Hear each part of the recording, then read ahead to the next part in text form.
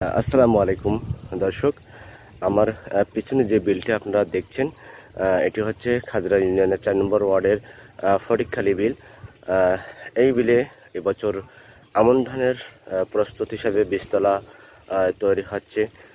কেউ দু একদিনের ভিতরে বীজতলা বীজ বপন করেছেন। অনেকের গাছের ধানের চারার বয়স বেশ কিছুদিন হয়েছে। সব মিলিয়ে মোটামুটি আমন ধানের মৌসুমের শুরুতে যে প্রস্তুতি, সেটি কিন্তু খুব ব্যাপক হারে প্রস্তুতি নিয়েছে। কিন্তু দক্ষিণ নিষ্কাশন কিন্তু কালকের স্লুইস গেট দিয়ে হয়। কালকের স্লুইস গেট দিয়ে পানি নিষ্কাশন হচ্ছে। পিরোজপুর, খালিয়া, রাউতা এই বিলের পানিগুলো দ্রুত নিষ্কাশন হলেও ফটিকখালীর বিলের এই আমার পিছনে যে জল দেখছেন আপনারা, এই জল কিন্তু এখনও অনেক বেশি। আমার পিছনে যে গ্রামগুলো দেখছেন, সেই গ্রামের যারা বাসিন্দা রয়েছেন তারা জানিয়েছেন তাদের ওখানে এত বেশি জল যে যেখানে তারা বীজতলা তৈরি করতে এই পার আসতে হচ্ছে।